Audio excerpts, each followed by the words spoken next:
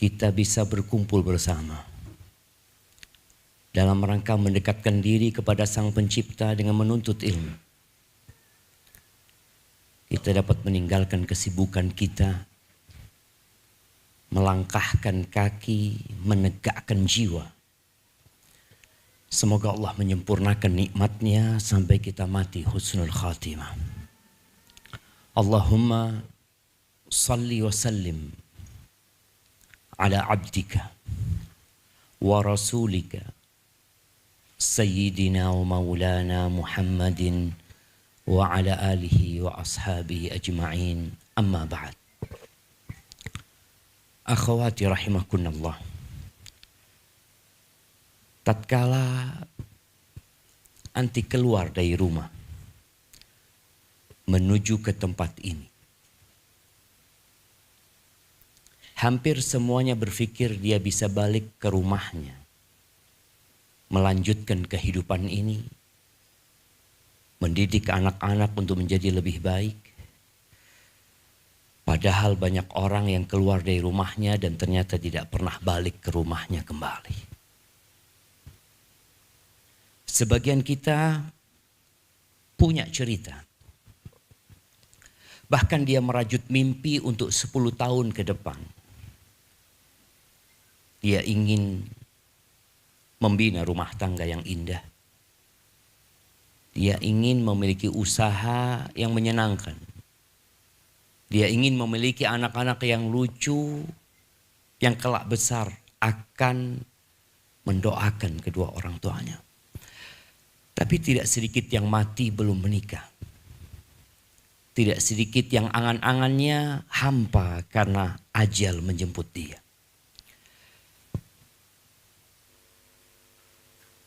Beberapa hari lagi kita akan masuk ke bulan Ramadan. Bulan yang kata Rasulullah sallallahu alaihi wasallam, "Atakum Ramadan syahrun mubarak." Telah datang kepada kalian bulan Ramadan. Bulan yang penuh dengan berkah.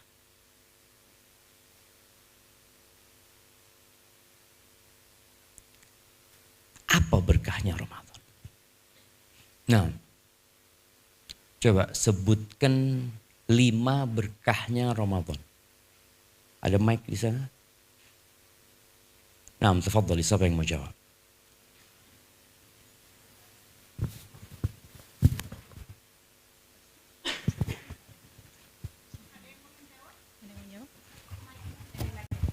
Ada yang mau menjawab 5 berkahnya Ramadan? Tapi nggak sampai 5. Bulan penuh pengampunan, untuk bersedekah, berdoa dikabulkan insya Allah, membaca Al-Quran, dan bulan penuh keberkahan. Iya, itu bulan penuh dengan keberkahan. Itu apa aja berkah?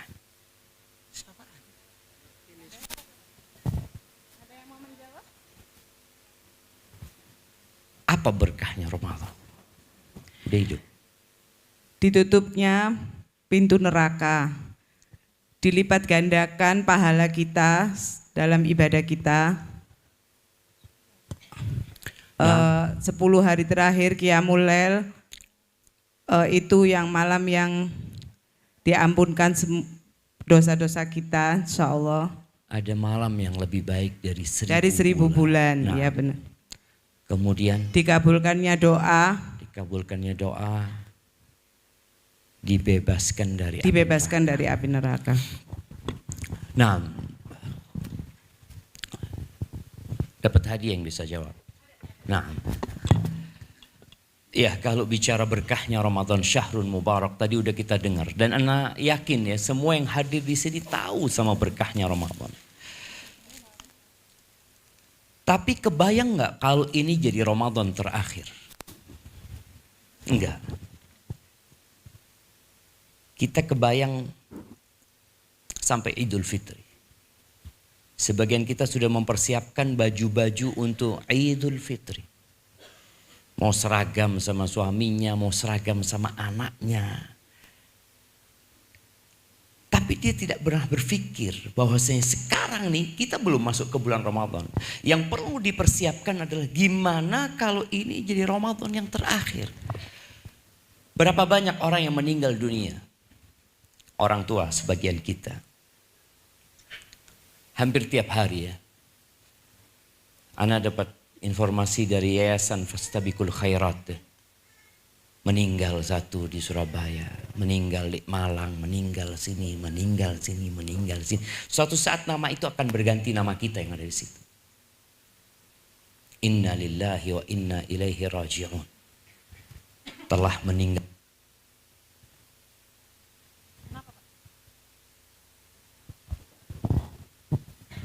Ditukar ini aja, Ustaz.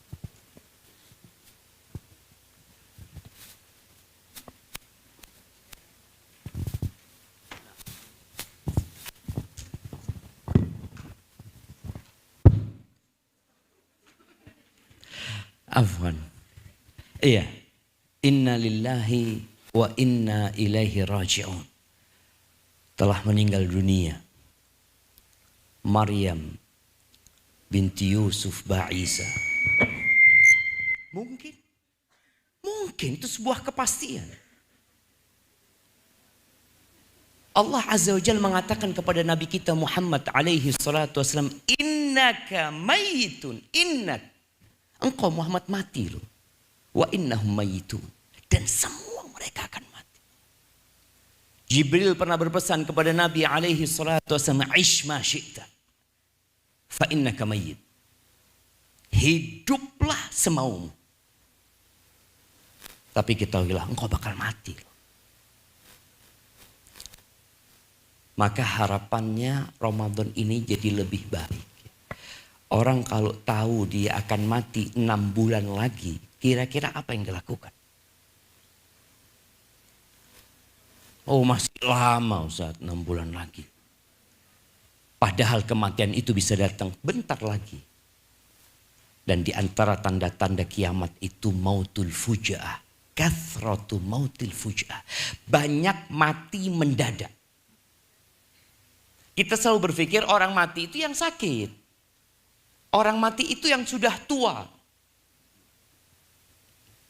Akhir-akhir ini kita melihat orang tua menguburkan anaknya. Kakek menguburkan cucunya. Subhanallah. Kita nggak tahu. Wa ma tadri nafsun bi ayyi ardin tamut. Maka kalau bicara apa yang perlu kita lakukan agar Ramadan ini jadi lebih baik, maka menganggap Ramadan ini Ramadan terakhir. Yang perlu dilakukan yang pertama adalah bertaubat. Siapa yang nggak punya dosa angkat tangan. Nah, kita kasih hadiah. Jemaah, kita merasa sudah baik. Kita tuh sering nyalahkan orang lain. Dalam kehidupan ini fulan. Kalau mungkin seorang istri suka menyalahkan suaminya, seorang suami suka nyalahkan istrinya, seorang bapak nyalahkan anaknya, anak nyalahkan orang tuanya. Padahal kata Nabi SAW, kullu bani Adam khata. Nggak perlu kita sibuk mencari kesalahan orang. Nah nih. Dari tadi sampai sekarang. Siapa yang nggak berbuat dosa? Mungkin sebagian kita merasa enggak sih. Nggak ada dosa yang kau lakukan. Padahal ada dosa hati. Dia mungkin hasad sama saudaranya. Dia mungkin iri dan dengki. Dia mungkin suudzon. Mungkin juga dia suudzon kepada pencipta langit dan bumi. Dia merasa kenapa hidupku susah kayak gini. Kenapa fulana lebih baik kepada fulana. Loh, engkau gak pernah tahu bahwasanya Allah itu ketika cinta sama hambanya bukan dikasih harta. Bukan dikasih sehat. Apa tanda cinta Allah sama hambanya? Dikasih bala. Idza ahabballahu abdan ibtalah. Kalau Allah cinta sama hambanya, Allah kasih bala. Bagaimana Allah jadikan Nabi Musa menggembala kambing 10 tahun. Dan Allah jadikan Fir'aun berkuasa 100 tahun. Siapa Fir'aun ini? Ngaku Tuhan dia jemaah. Tapi Allah berikan nikmat kepada dia. Dayang-dayang yang jumlahnya nggak tahu berapa. Istana, pasukan yang senantiasa taat dan patuh kepada Nabi Musa dengan tongkatnya mengembalikan kambing alaihi salatu wassalam. Maka hibati fillah, tolong perbanyak taubat. Paling enggak emak-emak nih, sempatkan sholat duha. Biasanya kalau sudah anak-anaknya sekolah, rejalnya sudah syughul, apa yang dilakukan oleh emak-emak? Apa? Istirahat sama ambil handphonenya. Alhamdulillah. Nah, dia mau istirahat. Dia mau istirahat. Suami jadi beban buat dia. Anak-anak jadi beban. Apa yang tidak jadi beban? Handphonenya. Masya Allah. Khair handphonenya. Sebelum engkau pegang handphone, hamparkan sejadah. Kau sholat duha. Baca 2 rakaat. Setelah itu engkau duduk membaca doa yang dibaca Nabi SAW. Apa doa yang dibaca Rasulullah SAW setelah sholat duha? Nah, mic-nya dikasihkan kepada yang angkat tangan.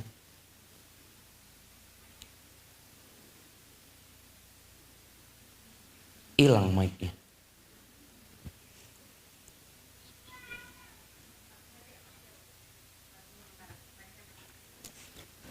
Itu mic-nya, Kang ya. Depan dulu. Yang depan ini tadi angkat tangan. Nah, Bismillahirrahmanirrahim. Rabbi firli wa tub alayya innaka antat tawwabur rahim. berapa kali? 100 kali. Masya Allah, kasihkan hadiah. Taib, siapa yang mau mengartikan doanya tadi? Tadi yang angkat tangan di belakang. Sebutkan. Itu mic yang kasih dia. Nah, tafadhali. Artinya, ya Allah ampunilah aku dan terimalah taubatku. Sesungguhnya engkau maha penerima taubat lagi maha penyayang. Masya Allah, barakallahu fiik. 100 kali bayangin. Rabbighfirli wa tub alayya innaka antat tawwabur rahim. Rabbighfirli wa tub alayya innaka antat tawwabur rahim. Kalau kita membiasakan baca ini, lihat perubahan hidup kita. Tapi biasanya kita ngamalkan paling lama 3 hari. Habis gitu lupa lagi. Padahal ini modal untuk menguatkan hati. Kenapa ada orang yang Ramadannya sama aja kayak tahun lalu? Tahun sebelumnya sama seperti tahun sebelumnya lagi. Gak ada perubahan di diri dia. Hatinya lemah. Karena banyak dosa. Maka tolong nasihat ana mulai hari ini kalau masih ada waktu duha. Besok sampai selesai Ramadan. Jangan tinggalkan ucapan Rabbighfirli wa tub alayya innaka antat tawwabur rahim 100 marrah. Kalau Rasulullah SAW saja membaca dan beliau mengatakan ayuhan nas tubu ilallah wastaghfiruh, wahai umat manusia. Panggilan ini ditujukan kepada siapa? Kepada siapa jemaah? Abu Bakar, Umar, Utsman, Ali, sahabat-sahabat yang dijamin masuk surga. Generasi terbaik umat ini yang Allah mengatakan radhiyallahu anhum. Allah ridho sama mereka. Ternyata Nabi alaihissalatu wasallam mengatakan kepada mereka, tubu ilallah wastaghfiru. Bertobatlah kalian, beristighfarlah. Fa inni atubu ilallah wa astaghfiru fil yaum akthar min 70 marrah. Aku itu sehari istighfarku, tobatku lebih daripada 70 kali. Kok kita yang banyak dosanya merasa sudah baik, jemaah? Ada sebuah doa. Yang tahu kasih 3 hadiah. Nah, doa ini adalah doa yang dipinta oleh Abu Bakar As-Siddiq radhiyallahu anhu. Dia mengatakan kepada Rasul SAW, "Ya Rasulullah, alimni du'aan aqra'uhu fi salati." Wahai Rasulullah, ajarkan kepada aku doa yang aku baca pada salatku. Abu Bakar minta doa. Biasanya kalau kita minta doa, minta apa? Ustaz, doanya Ustaz, mudah-mudahan cetek jodohnya Ustaz. Dan cepat punya anak, urusan dunia. Nih, apa doa yang diajarkan Nabi SAW kepada Abu Bakar?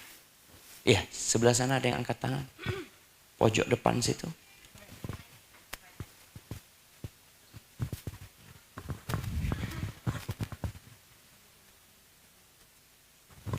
Robbi ini a'udzubika. Lupa mendadak Ustadz.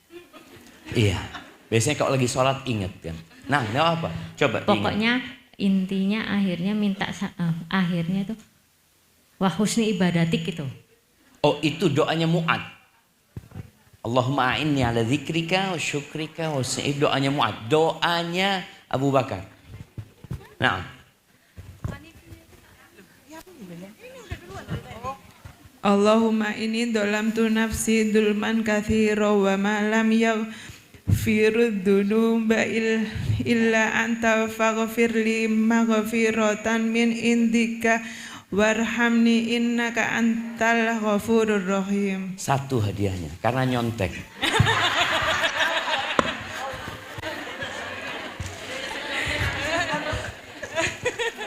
Nah, itu doa dihafal bukan dicontek ya. Bukan sekarang bacanya ketika sholat.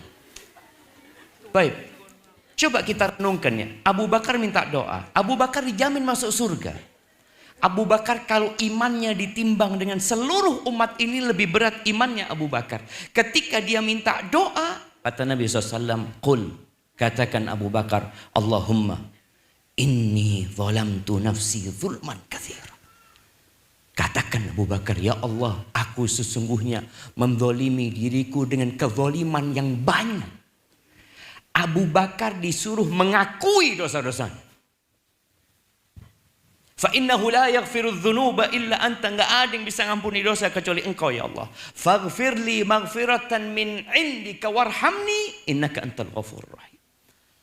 Ya Allah, ampuni aku ya Allah. Aku minta ampunan dari sisimu ya Allah. Tolong rahmati aku ya Allah. Abu Bakar mintanya itu jemaah. Kita apa yang kita minta jemaah? Kita lupa bahwa kita makhluk yang penuh dengan dosa dan kita melewatin hidup-hidup ini dengan nikmat-nikmat Allah dan lupa untuk berhenti sebentar mengatakan Allahumma inni zalamtu nafsi. Yang ada kita berpikir fulan yang dolimin ana, fulan yang dolimin ana. Sudah, jangan urusin orang. Kita akan dihisap sendirian jemaah. La aba, wala ummi, wala suami, wala anak. Akan dikatakan kepada kita, Iqra kitabak. Engkau baca kitab. Baca. Kafa binafsika al-yawma alaika hasiba. Cukup engkau menghisap dirimu sendiri. Tapi kalau kita dalam hidup ini suka nyalahkan orang lain. Dan kita merasa sudah baik dan sudah benar. Sengsara kita pada hari kiamat. Maka segera bertobat.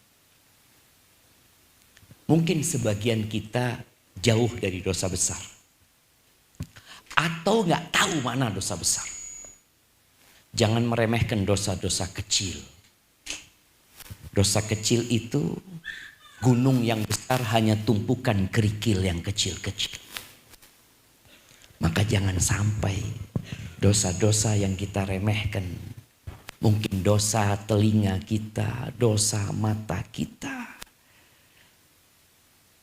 Itu membuat kita masuk bulan Ramadan lemes.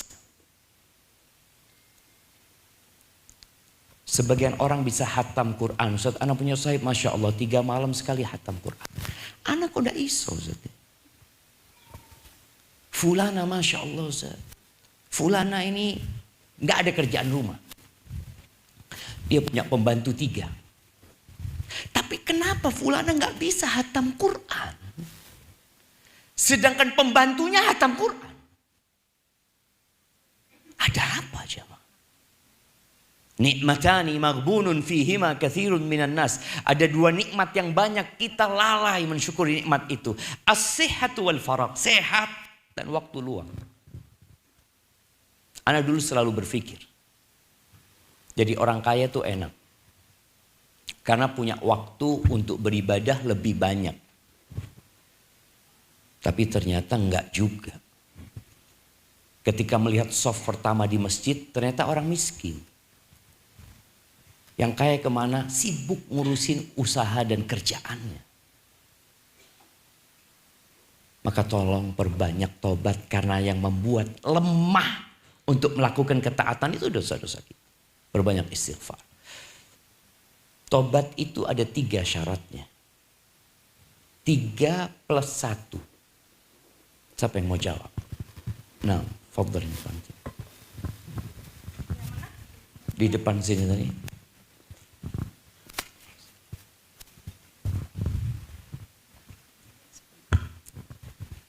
Pertama, memohon ampun pada Allah.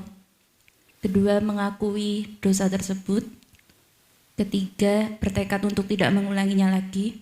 Yang plus 1, jika berhubungan dengan manusia harus meminta ridhonya. Boleh. Nah, berapa kali tobat? Tidak terbatas. Masya Allah. Jemaah yang pertama itu mengakui menyesali. Karena ada orang mengakui tapi bangga sama dosanya. Dia cerita, dulu kita orang kayak gini, dulu kita orang. Subhanallah. Kalau dosa itu tersembunyi, gak ada yang tahu, cukup antara engkau sama Allah Azza wa Jalla. Seorang wanita, seorang istri yang berzina. Ketika dia bertobat, apa perlu ngasih tahu suaminya? Hamil dari perzinahan itu. Apa yang mau jawab? Ada yang mau jawab? Sebelah sini belum ada yang jawab dari tadi. Iya, sebelah kiri dari tadi regut kayaknya. Nah, kasih sebelah kiri.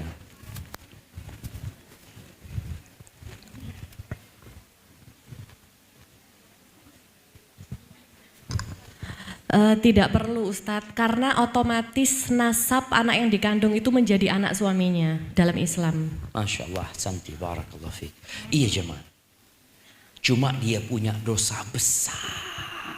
Memasukkan yang bukan anak suaminya jadi anak dia. Tapi itu hukum Islam. Jadi yang berbuat, karena zina ini bukan perbuatan dosa sama orang lain. Zina ini bukan perbuatan dosa sama orang lain. Tapi perbuatan dosa antara dia sama Allah Azza wa Jalla. Makanya ketika ada seorang wanita datang kepada Nabi SAW, ya Rasulullah, inni hubla minaz zina. Aku hamil dari hasil zina. Apakah Nabi tanya, dengan siapa engkau berzina? Enggak. Tidak ditanya sama Nabi SAW. Dia yang bertobat, dia yang dihukum. Maka tadi dikatakan yang pertama menyesali. Dia menyesali dosa itu, nggak perlu cerita sama siapa-siapa, nggak perlu cerita sama suaminya, cuma bagaimana dia memperbaiki penghormatan dia buat suaminya, penjagaan dia untuk anak-anaknya. Yang kedua tadi disebutkan meninggal dosa itu. Karena ada orang berbuat dosa, nyesal dia. Dia pegang handphonenya, mungkin dia nonton drakor sambil nangis-nangis. Nyesel anak nonton ini, Allah. Tapi tetap ditonton. Dia harus tinggalkan dosa itu. Yang ketiga tadi bertekad untuk tidak mengulangi. Bukan tidak mengulangi. Kita biasanya akan ngulangin lagi. Tapi bagaimana bertekad untuk tidak mengulangi. Kalau nanti ngulangin lagi, tobat. Nanti ngulangin lagi, minta ampun lagi sama Allah Azza wa Jalla. Yang keempat ini yang berkaitan dengan manusia. Kalau ada hubungannya sama manusia, kita perlu minta maaf sama manusia itu. Kita kalau punya salah sama manusia itu sulit manusia memaafkan kita. Dan itu dia punya hak untuk tidak memaafkan. Kita dia nyakitin hati sohib kita. Sakit hati. Tapi dia masih memaafkan. 2 kali masih mau. 3 kali biasanya kita udahlah, anak gak mau kenal lagi sama fulan. Tiada maaf bagimu. Tapi kita 1000 kali berbuat dosa sama Allah. Kata Allah, man atani yamshi ataitu harwala. Kalau engkau datang kepada aku, kata Allah, jalan kaki, aku datang kepadamu berlari-lari. Allah tuh senang sama orang yang tobat. Senang Allah. Ya Allah ya, semoga Allah ampuni dosa-dosa kita. Baik. Yang kedua, belajar. Siapa yang sudah menyelesaikan baca buku fikih Ramadan untuk bulan Sya'ban ini? Yang sudah menyelesaikan karena dia tahu anak mau masuk Ramadan, anak mau baca buku fikih Ramadan, persiapan Ramadan. Ada? Enggak, kayaknya enggak ada karena sudah luar kepala semua. Jadi enggak perlu baca lagi Ustaz seperti itu. Perlu jamaah. Al-ilmu qabla al-qawli wal-amal. Berilmu dulu. Sebelum kita mau beramal, sebelum kita mau melakukan sesuatu, sebelum ngomong suruh kita berilmu. Maka paling tidak baca buku. Allah, buku sekarang ada PDF. Nggak harus beli. Tinggal download, dibaca. Tapi memang minat baca kita itu lemah. Kita lebih suka nonton daripada baca. Nonton ustadz kajian, ditinggal tidur. Gimana dia mau masuk? Belajar. Belajar lagi tentang fikih Ramadan. Belajar lagi tentang fadilah Ramadan. Orang tuh kalau tahu dengan sesuatu, dia akan semangat. Tahu bahwasanya baca Quran itu ternyata 1 huruf itu 10 kebaikan. 1 ayat itu lebih baik daripada seekor onta. Quran itu akan datang memberikan syafaat kepada kita. Quran ini yang akan mendampingi kita sampai ke surga. Amalan-amalan lain mungkin tidak seperti Quran. Ketika di kuburan, Quran datang memberikan syafaat. Ketika keluar dari kuburannya, Quran ini menyambut kita. Wajah orang yang pucat ya. Tanya, kau siapa? Kata dia. Kau lupa sama aku. Aku Quranmu yang kau baca. Subhanallah. Ketika melewatin sirat, dia datang memberikan syafaat. Gimana dia gak jatuh ke neraka jahanam? Ketika masuk surga lagi datang nih Quran. Dikatakan kepada dia, Iqra warqa warattil kama kunta turattilu fid dunya. Engkau baca tuh Quranmu. Naik derajatmu. Tartilkan Quranmu. Sesungguhnya kedudukanmu di surga di akhir ayat yang engkau baca. Terus kita malas baca. Imam Syafi'i rahimahullahu ta'ala bulan Ramadan 60 kali hatam Quran. Kita mau sekali, ya Allah. Nggak sampai. Karena kita nggak tadi, boleh jadi karena dosa yang menyebabkan kita malas. Boleh jadi karena kita memang nggak meyakini fadilah yang ada dalam membaca Al-Quran. Maka belajar. Kemudian bayar utang. Ada yang masih punya utang? Sudah lunas semua. Ingat kadangkala sekarang sudah lunas. Karena sudah zuat, sudah punya suami, punya anak. Tapi waktu SMA engkau nggak bayar utang. Ingat. Waktu kuliah engkau nggak bayar utang. Dicatat sama Allah. Sejak engkau balik, engkau nggak puasa. Biasanya perempuan ini Masya Allah. Ramadan puasa, tapi utang dia ketika datang bulan, males dia untuk membayarnya. Karena dia harus membayar di saat orang-orang gak puasa. Berat buat dia. Maka tolong utangnya dilunasi. Kemudian niat. Niat memang mau memakmurkan Ramadan ini dengan amal soleh. Ada orang yang puasa karena ikut-ikutan.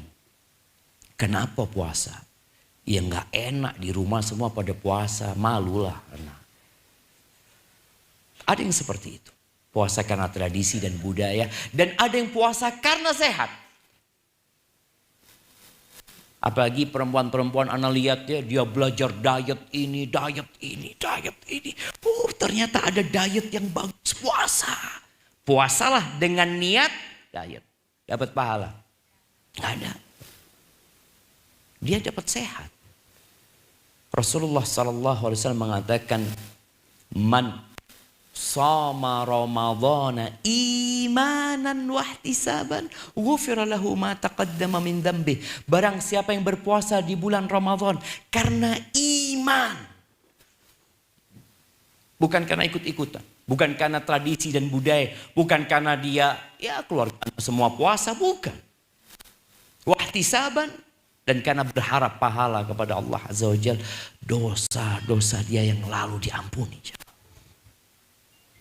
Setelah niatnya benar, tolong dijaga amalannya. Ada seorang ummi ya. Ketika masuk bulan Ramadan, TV di rumah sama umminya dibalik. Ini di masa belum handphone. TV-nya dibalik sama umminya. Anak-anaknya tanya, kenapa Mi? Kata dia. Ramadan ini banyak acara-acara yang zen-zen Mi, kata dia. Nah, apa nggak cukup 11 bulan engkau sibuk nonton TV? Ramadan ini berhenti nonton TV. Kata dia. Berhenti anak-anaknya. Sekarang mungkin kita bisa praktekkan dengan handphone kita. Ramadan, wifi di rumah dimatikan. Ustaz, mau dengarkan kajian. Ya banyaklah alasan kita. Ya nggak masalah sebenarnya. Karena handphone, televisi itu tergantung digunakan buat apa. Rasulullah SAW mengatakan rubba sa'imin laisa lahu hadzun min siyamihi illal ju' wal atash. Banyak orang yang puasa, dia tidak mendapatkan pahala apa-apa kecuali lapar dan haus. Puasa dia. Betul. Dia ketika sahur niat untuk berpuasa. Ketika berbuka dia berdoa. Tapi ternyata hanya mendapatkan lapar dan haus. Kenapa? Nggak jaga lisannya, nggak jaga matanya. Bayangkan berdusta itu dosa sebelum Ramadan. Ghibah itu dosa besar, dosa kecil. Dosa besar. Sebelum Ramadan dosa enggak? Dosa. Masuk bulan Ramadan, yang halal dia tinggalkan, minum tidak, makan tidak. Tapi ngomongin orang tetap dia lakukan. Man lam yada qaula zur wal jahla wal amala bihi falaysa lillahi hajatun fi an yada'a ta'amahu wa syarabahu. Barang siapa yang ketika berpuasa dia tidak meninggalkan ucapan dusta, ucapan palsu, perbuatan-perbuatan bodoh ya. Allah nggak butuh dengan puasa dia. Nggak butuh dia meninggalkan makan dan minum. Karena sejatinya Ramadan hadir untuk menempa kita meninggalkan yang haram.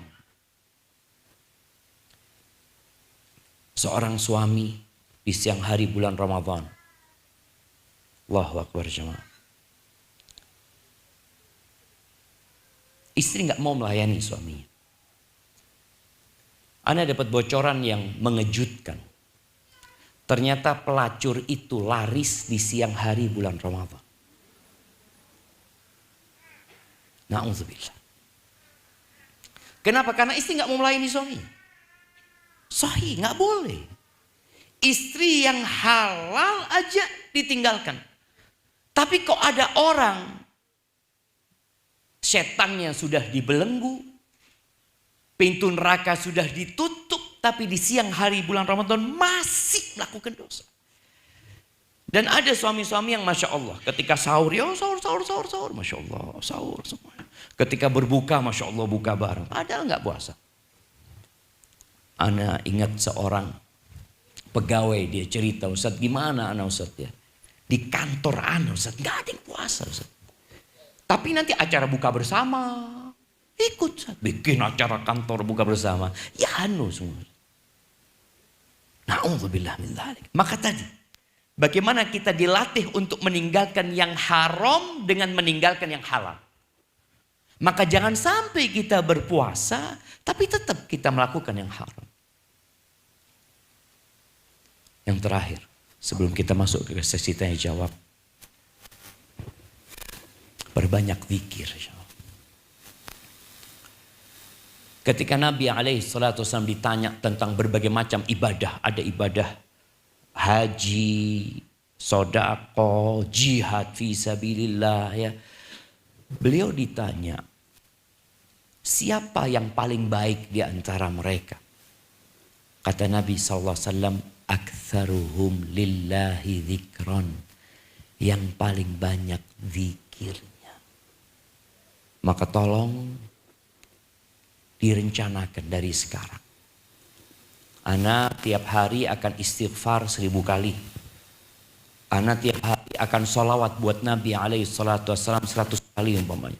Ana mau baca subhanallah wa bihamdihi subhanallah ladzim. Direncanakan dari sekarang sehingga tatkala kita masuk Ramadan ada yang mau kita kerjakan. Dan kalau ini jadi Ramadan kita yang terakhir dan kita mati sebelum masuk Ramadan, semua rencana kita ditulis kebaikan sama Allah SWT. Barakallahu fiik. Baik, kita masuk ke sesi tanya jawab. Tafadhal yang ingin bertanya. Masya Allah.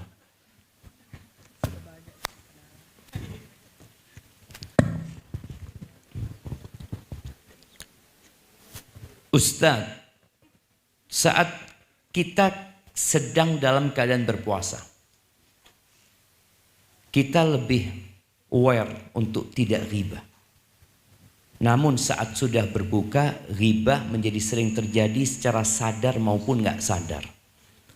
Terkadang kita sudah berupaya menahan diri dan menjauhi ghibah, terutama saat orang lain yang memulainya, karena hal itu di luar kontrol kita sebagai manusia.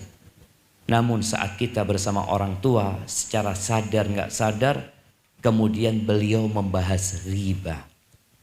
Apakah ada langkah yang bisa kita lakukan Ustadz sebagai seorang anak yang tetap bisa mendengarkan orang tua saat bercerita sebagai bentuk rasa hormat dan mengingatkan beliau tanpa menyakiti hatinya atau mengguruinya? Subhanallah jemaah. Iya, orang tua kita adalah orang yang paling kita cintai ya. Jangan sampai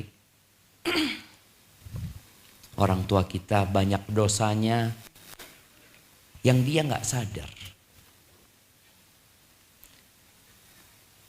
Sebagian orang berpikir kalau menceritakan sebuah fakta itu nggak dosa. Iya nggak apa-apa asalkan nggak berkaitan dengan orang lain. Karena ghibah itu bukan fitnah. Nabi SAW mengatakan ghibah itu dzikruka akhaka yakrah.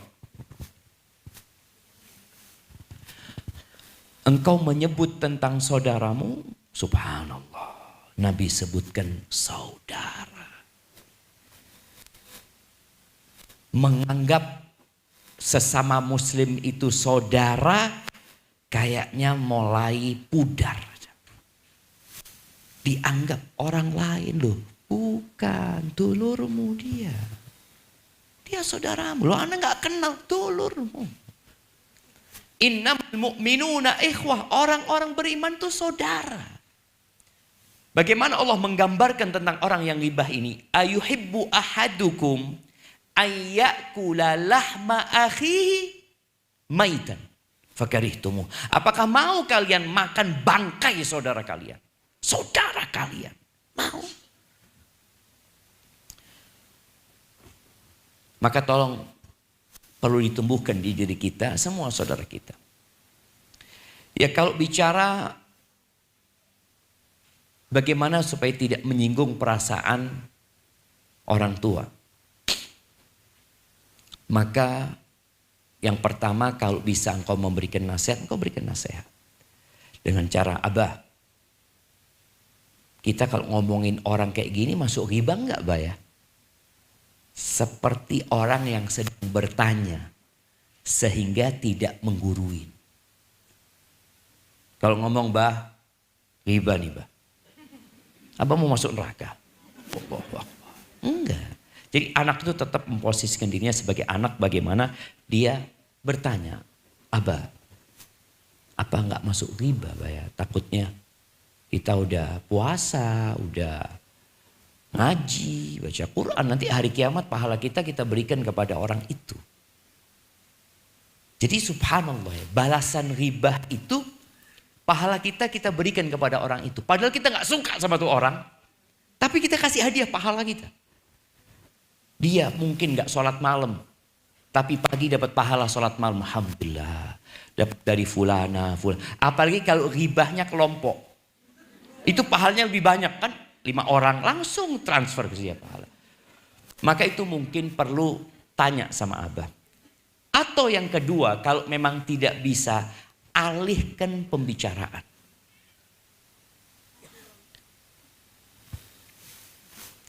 Kita itu kadang-kala ngobrol nggak punya bahan. Bahannya itu, kulaan bahannya ya sama fulana ini kulaan bahan. Oh, anak dengar dari fulan. Itu tahu apa? Fulana, Allahu Akbar. Bagaimana dialihkan pembicaraan ke yang lebih bermanfaat sambil didoakan orang tuanya. Tapi kadangkala kita harus tegas sama orang tua. Walaupun engkau akan dibenci sama orang tua.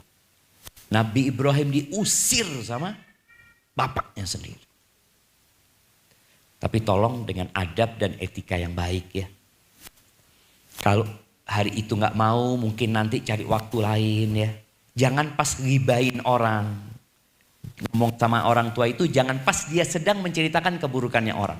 Tapi lagi santai, bah, ana denger atau ma, ana denger ternyata ngomongin orang itu jadi pahala kita transfer ke dia. Kadang-kala orang tua nggak sadar. Loh, tapi kan kita nggak bohong. Kita nggak ngada-ngada. Ya itu, kalau ngada-ngada itu jadi fitnah. Lebih besar lagi dosanya. Barakallahu fikum. Salah satu masalah RT. RT? Oh, rumah tangga. Yang anak kira RT di kampung. Salah satu masalah RT yang banyak terjadi saat ini yaitu banyak yang cerai hati tapi tidak cerai dokumen. Serumah tapi mendekat dan bicara hanya saat ada butuhnya saja. Status masih suami istri tapi tak saling peduli dan perhatian. Di luar terlihat baik dan harmonis, tapi di dalam hancur dan kritis. Suami sibuk dengan dunianya sendiri. Istri sibuk menahan sakit dan luka batinnya. Katanya bertahan demi anak, tapi anak-anak pun tak merasakan kehangatan dalam keluarga. Rumah tangga seperti ini kenapa dipertahankan? Untuk apa? Ahibati fillah. Hidup ini bukan untuk bersenang-senang.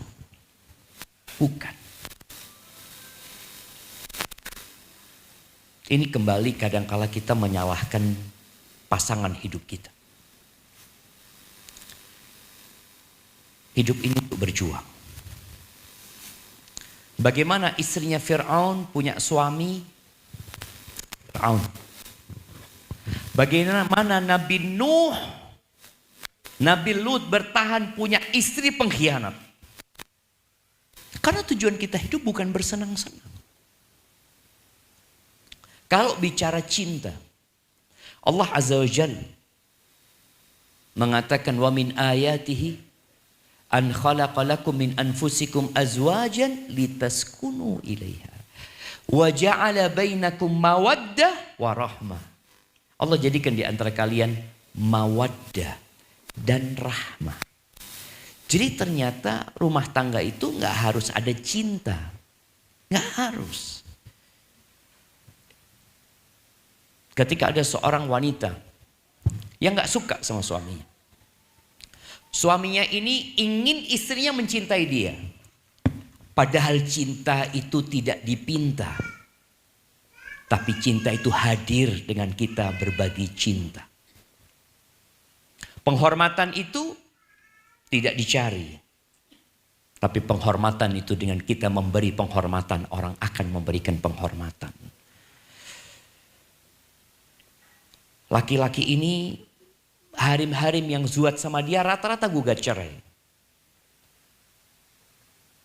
Akhirnya suatu hari nama dia sudah jelek di masyarakat ya. Dia bawa seorang Abdullah bin Abil Arqam kalau nggak salah.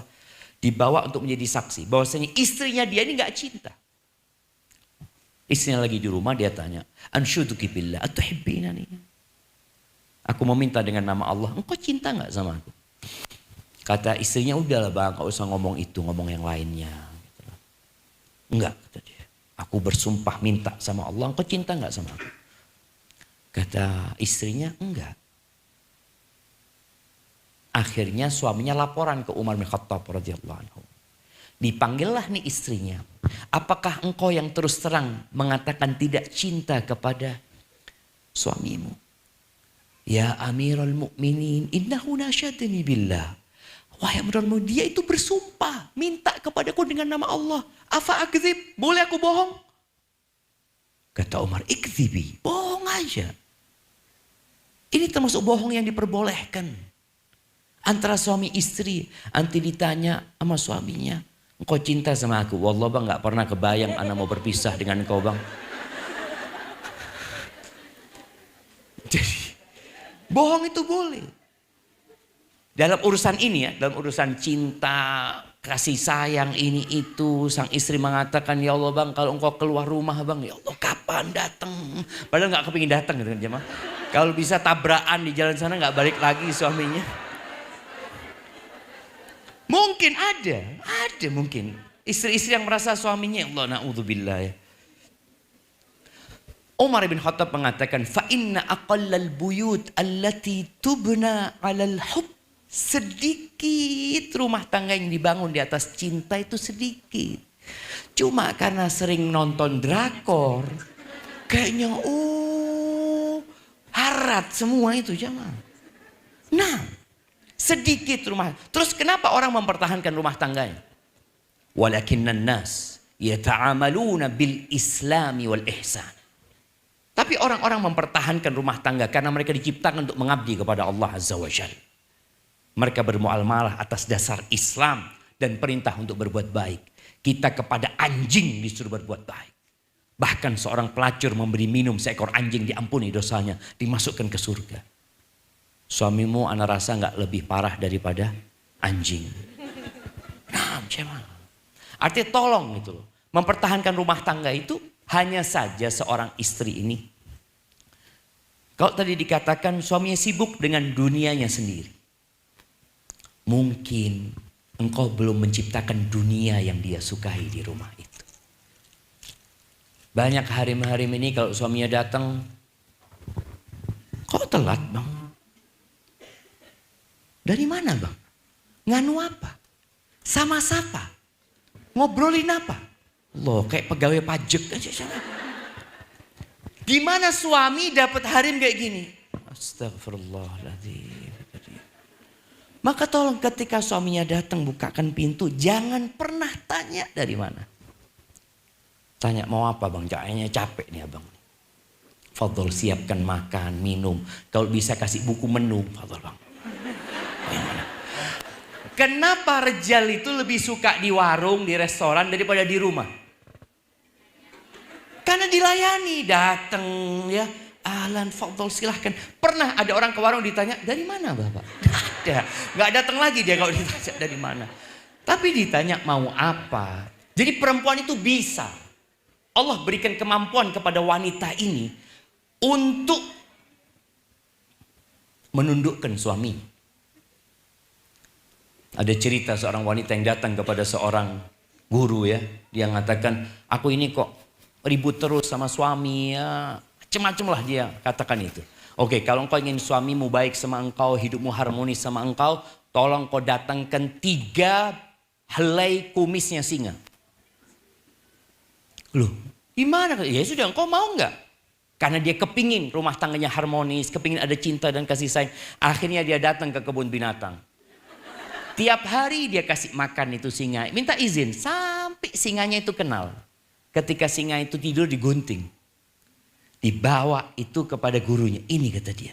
Kata gurunya, ya Allah, singa aja engkau bisa tundukkan. Masa suamimu gak bisa, kata dia. Jadi masalahnya kadangkala memang gak mau. Dia merasa, ya suamiku gak baik ini itu. Bagaimana kau menjadikan dia baik gitu. Apalagi kalau engkau katakan, kesian demi anak-anak mau mempertahankan rumah tangga. Bisa, bisa. Jadi jangan mengatakan, ya kayaknya gak mungkin sudah Ustaz. Umar bin Khattab itu pernah mau membunuh Rasulullah SAW. Bagaimana dia berubah menjadi orang nomor 2 setelah Abu Bakar As-Siddiq radhiyallahu anhu. Ada juga cerita seorang wanita yang dia mengatakan, anak 6 tahun sabar menghadapi suami. Tapi dalam 6 tahun ini, kadang-kadang ada seorang yang anak Ustaz 17 tahun Ustaz. Ada pirejal ini. Kalau bisa anak kembalikan ke orang tuanya tak balik. No Ustaz. Nah, apa gitu loh. Kadang-kadang dia bertahan tapi dia tidak memperbaiki. Dia tidak memperbaiki. Dia bertahan, dia memuliakan suaminya, dia menghargai suaminya, dia memberikan perhatian. Jadi subhanallah jemaah, di antara ciri-ciri wanita penghuni surga itu yang suka minta maaf sama suaminya. Loh Ustaz, ana tidak salah. Bukan urusan kau salah atau tidak salah. Salah aja berat minta maaf. Muter-muter. Kau minta maaf. Datang ke suamimu, kata Nabi SAW, perempuan itu kalau dizolimi sama suaminya. Atau dia menzolimi suaminya, dia datang. Ini wanita penghuni surga ya. Dia datang kepada rijalnya, dia letakkan tangannya. Dia mengatakan, bang, la adzuku bi ghumdin hatta tarda. Aku enggak akan memejamkan mata sampai kau ridho. Bisa mengatakan itu. Ya, Ustaz, loro hati anak suruh minta maaf. Na'udzubillah, ndak wis. Kadang-kala diem-dieman jamaah ya. Taib. Sambil didoakan suaminya. Ustaz, bagaimana jika ada orang yang diberi amanah curhatan supaya tidak menyesakkan dada? Dan sudah diamanati untuk jangan cerita ke siapa-siapa karena terkait persoalan rumah tangga. Ternyata cerita itu sama yang diamanai malah dijadikan rahasia umum dan konsumsi publik. Yang justru memperumit situasi dalam rumah tangga dan malah berujung pada perceraian. Kemana seharusnya kami curhat?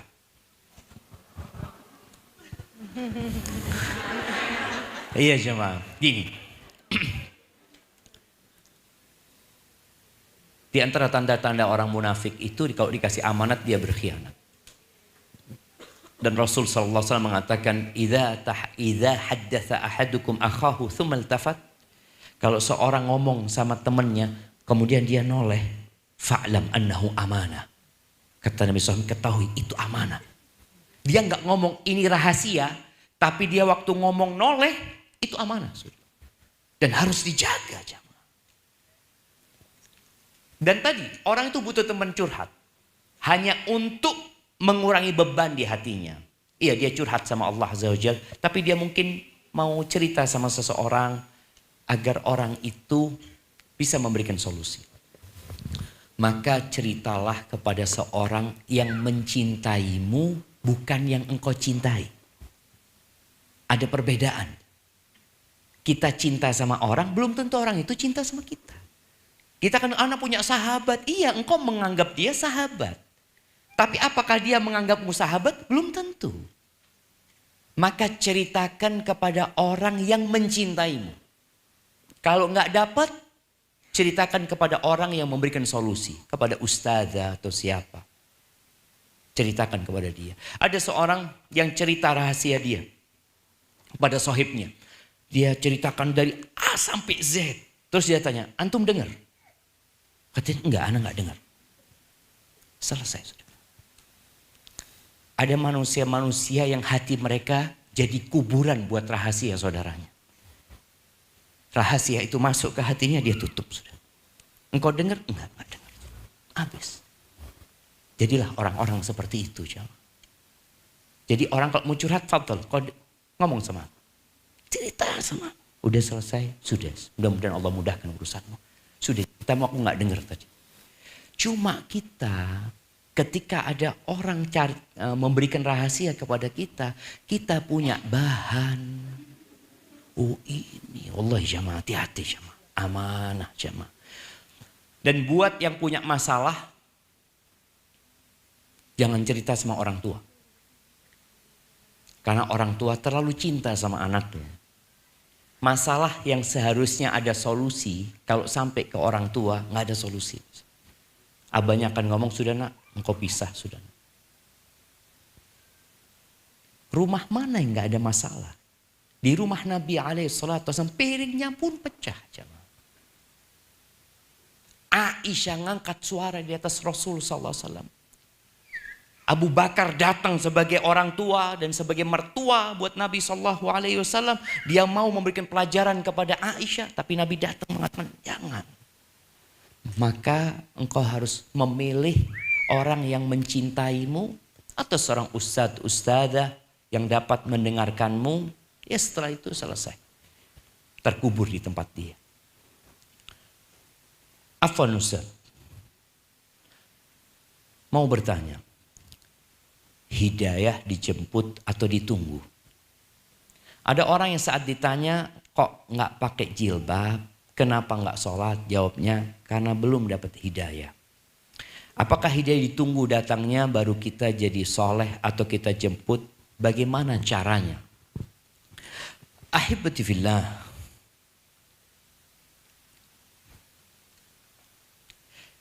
Allah nggak kirim malaikat ya untuk ngajak orang soli. Ya soli, tidak ada. Allah itu kirim Rasul sallallahu alaihi wasallam yang menyampaikan agama ini. Dan Allah mengatakan wa ma 'alaika illal balagh. Tugasmu hanya menyampaikan. Paman Nabi nggak dapat hidayah. Padahal pamannya Abu Talib yang mendampingi Nabi SAW sejak ditinggal sama kakeknya sampai jadi Rasul. Pamannya itu pasang badan buat keponakannya. Tapi Allah tidak berikan hidayah. Kenapa? Padahal hidayah sudah disampaikan. Ada penghalang-penghalang hidayah. Jadi kalau bicara apakah hidayah itu dijemput atau dia datang, hidayah itu datang, cuma kita nggak mau terima. Ada orang ditanya, kenapa belum berangkat haji? Belum dipanggil loh Ustaz. Loh, Nabi Ibrahim dari dulu sudah manggil. Engkau cuma nggak dengar. Iya. Jadi kalau bicara hidayah itu dijemput, kita itu menjemput hidayah dan sejatinya hidayah itu udah datang sama kita. Cuma kita nggak nerima. Apa penyebab kita tidak terima? Yang pertama, sombong. Sombong itu batarul haqqi wa ghamtun nas. Sombong itu menolak kebenaran dan meremehkan orang. Kadang-kadang dia beranggapan yang pakai jilbab, aduh ya Hanu pakai jilbab. Lebih baik nggak pakai jilbab, yang penting baik. Subhanallah. Lebih baik engkau pakai jilbab dan jadi orang baik. Itu seharusnya dipikirkan. Salat ini rukun Islam. Dan kita tahu orang kalau salatnya baik, insya Allah yang lainnya baik. Maka sampaikan kepada orang tersebut, kalau engkau memang menunggu hidayah, tolong siapkan hatimu untuk menyambut hidayah itu. Dengan menghilangkan kesombongan, kemudian fanatik terhadap satu kelompok, seperti fanatiknya orang Quraisy dengan berhala-berhala mereka. Kalau ditanya kenapa engkau menyembah berhala-berhala itu? Dari dulu nenek moyang kita kayak gitu. Itu sulit mereka akan menerima hidayah. Sambil disuruh berdoa. Mohon kepada Allah Azza wa Jalla. Bagaimana sikap seorang istri yang mempunyai suami dengan kondisi ekonomi pas-pasan? Bahkan untuk saat ini sedang bermasalah secara finansial. Tapi suami masih tetap menafkahi ibunya. Padahal si ibu masih punya suami. Ayah tiri suami saya yang masih bekerja. Nafkah suami untuk siapa? Khawatir suami saya yang berniat berbakti malah menzalimin anak istri. Untuk nafkah yang lebih diutamakan istri apa ibu? Kenapa? Apa yang mau jawab? Kasih mic-nya. Kenapa? Nah,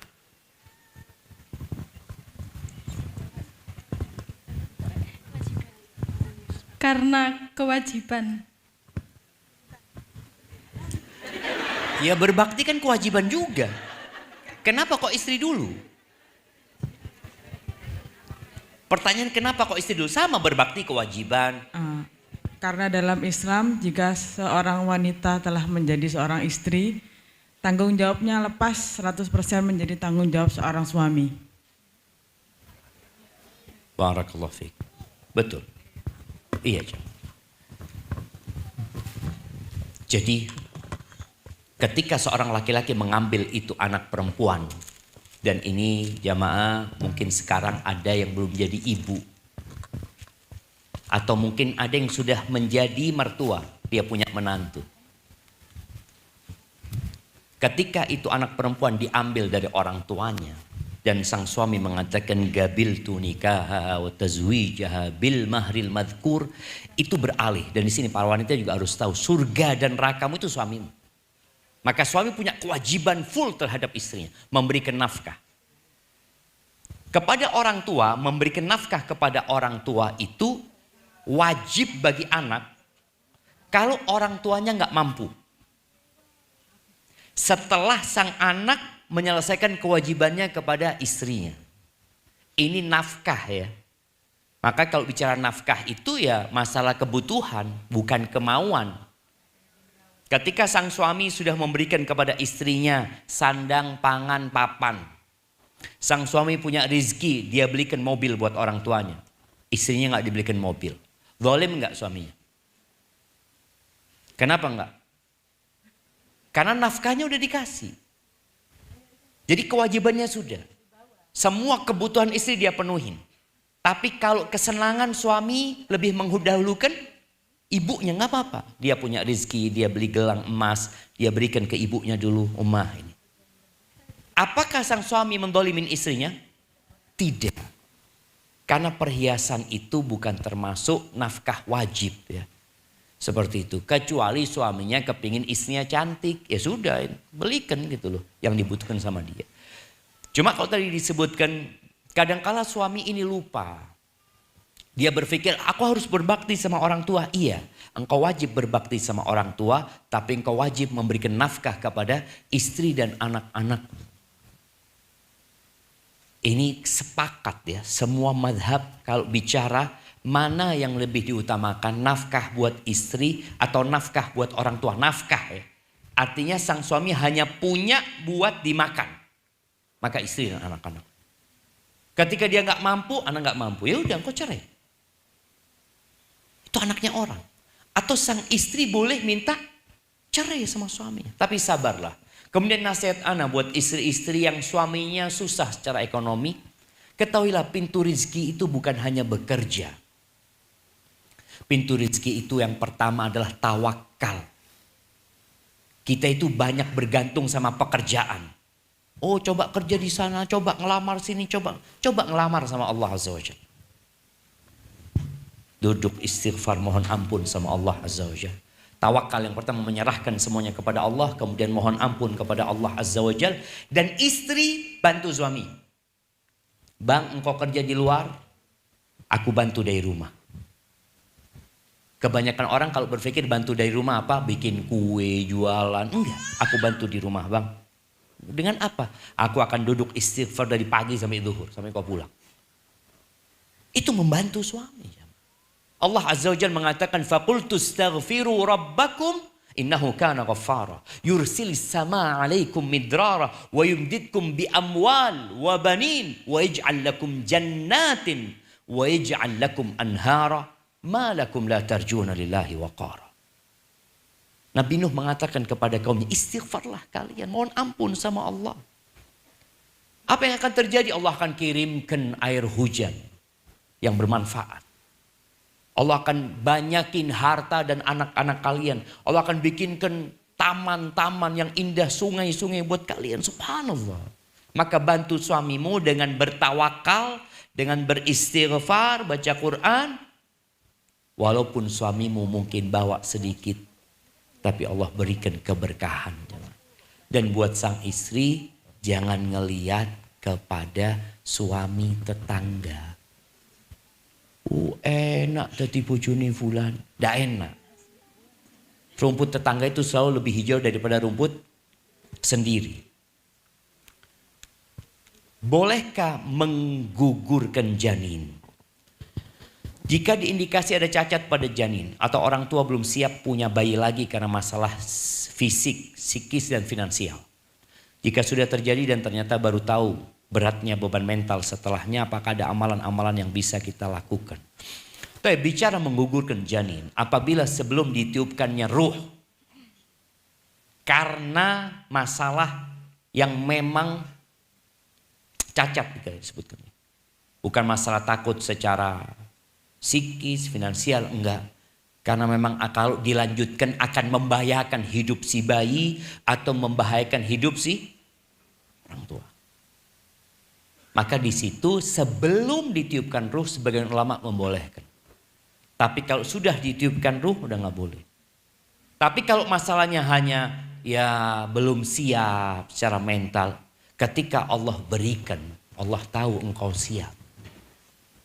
Allah itu la yukallifullahu nafsan illa usaha. Nggak mungkin engkau dikasih beban melewatin batas kemampuanmu, nggak mungkin. Tapi masalahnya kita ini suudzon. Ya Allah kok dikasih ya Allah. Aku belum siap. Allah tahu engkau siap dan Allah kasih. Manusia itu diantara tidak mau dan tidak mampu. Kebanyakan kita merasa tidak mampu padahal hakikatnya tidak mau. Yakinlah Allah itu Ar-Rahmanir Rahim. Maha pengasih dan maha penyayang.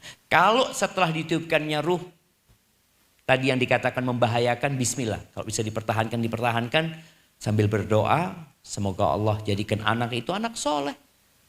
Ustaz, daripada anak itu nanti lahir meninggal dunia, boleh jadi anak itu yang memberikan syafaat kepadamu nanti pada hari kiamat. Kita nggak tahu. Apa yang harus dilakukan? Perbanyak sedekah. Perbanyak sedekah, memohon ampun kepada Allah Azza wa Jalla. Semoga dengan itu dihapuskan dosa-dosanya.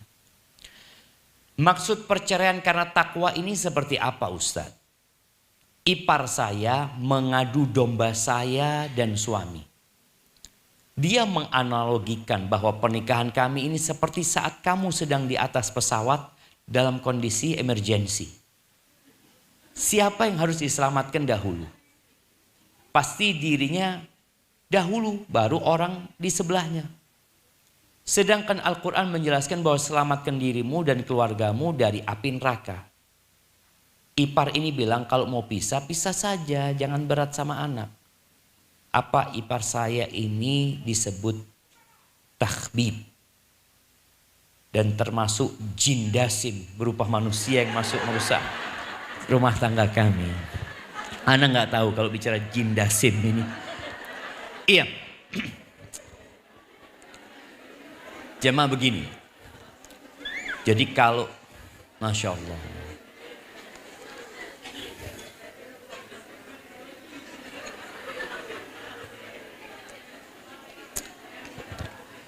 Jamaah rahimakumullah. Kalau ada saudara kita yang punya masalah. Kalau ada saudara kita yang punya masalah. Jadilah engkau duta kebaikan. Jangan mengatakan udah pisah aja. Cerai ini perbuatan yang paling dicintai iblis. Engkau jangan jadi dutanya iblis. Tapi kalau engkau ini kalau bicara karena takwa kepada Allah, ya kalau dikatakan umpamanya udah engkau pisah sama istrimu. Istrimu soli enggak umpamanya. Dia sebutkan urusan-urusan sama Allah Azza wa Jalla. Imma engkau perbaiki istrimu, imma engkau berpisah. Ini karena ketakwaan kepada Allah Azza wa Jalla. Jadi berpisah karena Allah, karena takut sama Allah Azza wa Jalla. Karena ada orang yang berpisah karena dirusak sama orang lain. Baik. Memang kalau bicara tadi analogi emergensi di pesawat, itu sama. Allah mengatakan, qu anfusakum wa ahlikum nar. Jagalah dirimu dan keluarga. Kita tuh nggak boleh jadi lilin, membakar diri kita, menyelamatkan orang lain. Tapi engkau selamatkan dirimu dan selamatkan orang lain. Maka kalau dikatakan bagaimana seorang ipar yang seperti ini, anak kan nggak tahu apa penyebab ipar itu mengatakan seperti itu. Boleh jadi masalahnya di dirimu. Maka kita ini jangan sering nyalahkan orang lain. Fulan, memang Fulan mengatakan, boleh jadi aku masalahnya. Kenapa dia menginginkan aku bercerai sama suami? Apa masalahnya? Kalau dikatakan takhbib, nggak tahu apa yang dikatakan takhbib di sini. Kalau ternyata sang ipar mengatakan kepada suaminya, udah bismillah. Engkau bertakwa kepada Allah, selesai urusanmu. Engkau punya istri nggak benar. Umpamanya keluar malam, ya Allah, nggak izin. Sampai ada seorang anak ya, dia minta sama abahnya, abah sudah cerai sama Umi, Gak tahu abahnya ini masih cinta sama Umi. Anaknya sampai hawas sama ibunya. Ibunya itu ditemukan di hotel sama laki-laki. Kesian, ini bukan takhbib. Ini memisahkan karena Allah Azza wa Jal. Abah imam perbaiki Umi, wailah bisa. Kalau nggak abah jadi dosa gitu loh. Jadi seperti itu. Karena masalahnya nggak tahu apa, tapi tadi sebelum kita memberikan arahan kepada seseorang untuk berpisah, mungkin bisa dipertahankan rumah tangganya. Jangan terburu-buru. Tadi ada orang yang 6 tahun bersabar, 12 tahun dia mendapatkan kenikmatan itu. Bismillah Ustaz. Bagaimana cara menghadapi pasangan kita yang sering iri dan menuntut lebih? Karena sering scrolling dan melihat status kebahagiaan yang di-share orang lain di medsos. Yang pertama, jangan suka ngelihat status orang lain. Kita itu kadang-kadang sakit hati gara-gara status orang lain. Kita tuh diperintahkan untuk menundukkan pandangan. Engkau sibuk dengan statusmu. Kalau dikatakan tadi, ini sering iri karena sering melihat orang lain. Itu penyebabnya orang iri. Karena melihat apa yang Allah berikan kepada orang lain. Dan belum tentu yang nampak itu sesuai dengan realita. Berapa banyak ya orang-orang yang digadang-gadang pasangan paling romantis di Indonesia, cerai. Jadi yang perlu dilakukan istri kalau suaminya nuntut lebih, bismillah. Apa yang bisa engkau lebihkan buat suamimu? Dan ketika memberikan pelayanan kepada suami, tolong niatkan lillah. Semua kelelahanmu, energimu, capekmu ngurusin suami ini, insya Allah dapat pahala. Tapi kalau engkau melihat suami berlebih-lebihan, akhirnya engkau malas. Bertakwalah kepada Allah sesuai dengan kemampuanmu. Insya Allah rumah tanggamu dijaga sama Allah Subhanahu Wa Taala. Ada oknum suami, ini melaporkan suaminya saja. Ada oknum suami zaman now yang pelit tapi banyak menuntut. Kata-katanya menyakitkan hati, temperamen, pemarah. Waktunya lebih banyak untuk teman daripada keluarga. Tidak mensupport dan membela istri, tidak mendidik agama untuk istri dan anak. Namun suami ini masih jauh dari kelakuan Fir'aun. Bolehkah meminta cerai dan memutuskan berpisah dan tidak tahan seperti Aisyah? Mengapa Aisyah mampu seperti Asia? Mengapa Asia mampu tetap bertahan dengan Fir'aun sebagai suaminya? Apa yang membuatnya bersabar? Aisyah nggak bisa gugat cerai. Asia binti Muzahim nggak bisa gugat cerai karena raja Fir'aun. Makanya dia dibunuh sama Fir'aun. Fir'aun nggak suka sama Asia sudah. Dan Fir'aun tidak ingin mempertahankan rumah tangganya. Asia tidak punya pilihan kecuali dia bersabar menerima hal itu. Tapi alhamdulillah ada satu anak didik Asia. Siapa? Musa alaihissalam. Kalau engkau ingin gugat cerai, boleh. Gugat cerai itu karena suami tua. Suami sakit-sakitan. Karena suami akhlaknya buruk. Suami tidak memberikan nafkah dengan baik. Kalau bicara gugat cerai, boleh. Yang tidak boleh itu gugat cerai tanpa sebab yang syar'i. Tapi sekarang apa yang sudah dilakukan oleh dirimu sekarang? Punya suami pelit. Boleh ya ngambil hartanya suami yang pelit, boleh. Tapi untuk kebutuhan nafkah. Bukan untuk ngambil fulusnya suami, ganti handphone, ganti apa, nggak boleh. Maka sabarlah selama suamimu masih menjalankan ketaatan kepada Allah. Kalau dikatakan suami kata-katanya menyakitkan. Kenapa dia ngomongnya menyakitkan? Boleh jadi engkau sebabnya. Ustaz, suami anak Ustaz, masalah yang kecil jadi besar Ustaz. Jangan bikin masalah yang kecil kalau punya suami kayak gitu. Udah tahu suaminya kayak gitu, tetap bikin masalah yang kecil. Nggak usah. Maka istri ini yang tahu kapan suaminya marah, kapan suaminya mengeluarkan kata-kata yang buruk, dia tahu. Maka tolong ditutup semua celah, jangan sampai suaminya marah. Suaminya mamanya gahwa, kopi, selalu dia kopinya nggak boleh dingin. Nggak boleh habis, belikan termos yang besar. Suaminya mau marah, mana gahwa? Bang, sini. Oh iya, langsung. Besok mau marah lagi, udah tahu dia. Kadang kala suami marah gara-gara kos kaki nggak ada di rumah. Mana kos kaki? Belikan 2 lusin. Setiap suami mau marah, bang pakai yang baru aja bang. Masya Allah. Lama kelamaan dia nggak bisa marah.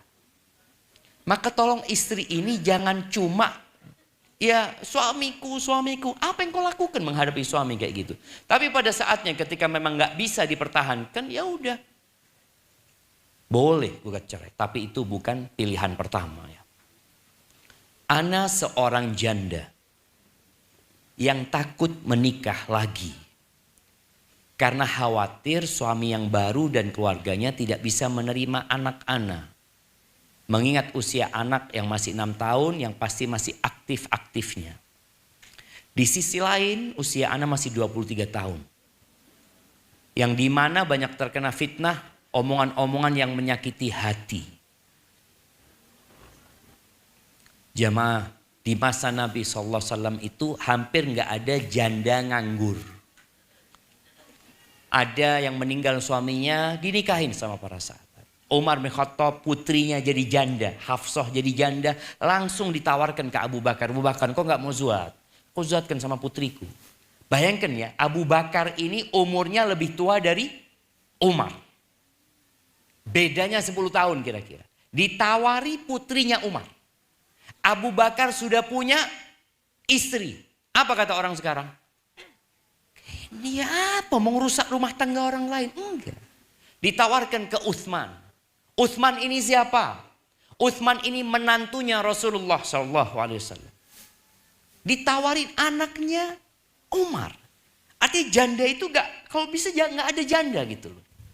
Dinikahkan janda itu. Sampai akhirnya Hafsah dinikahi sama Rasulullah SAW. Ini pertanyaannya. Kadang-kadang janda itu, Masya Allah. Baik, ini selesaikan jawab ini. Terus kita tutup acara kita jemaah. Janda ini tadi suka diomongin sama orang. Ganggu rumah tangganya orang, ini itu. Maka kita harus membantu dia menyelesaikan urusan dia. Kalau bicara kekhawatiran dia. Kekhawatiran nanti suaminya tidak mau menerima anaknya. Ya ketika ada yang melamar, sampaikan. Aku ini punya anak. Kalau engkau siap menerima aku bersama anakku, ahlan wa sahlan. Tapi kalau engkau hanya siap menerima diriku, aku minta maaf. Mudah-mudahan Allah kasih ganti yang lebih baik. Perbanyak istighfar, mohon ampun kepada Allah Azza wa Jal. Dan semoga dengan seperti itu Allah Azza wa Jal mendatangkan jodoh yang lebih baik daripada suami yang terdahulu. Aqulu qawli hadha wa astaghfirullah li wa lakum wa lisairil mu'minin wal mu'minat fastaghfiruhu Innahu huwal ghafur rahim. Itu yang dapat Anda sampaikan, kurang lebihnya mohon maaf. Wassalamualaikum warahmatullahi wabarakatuh.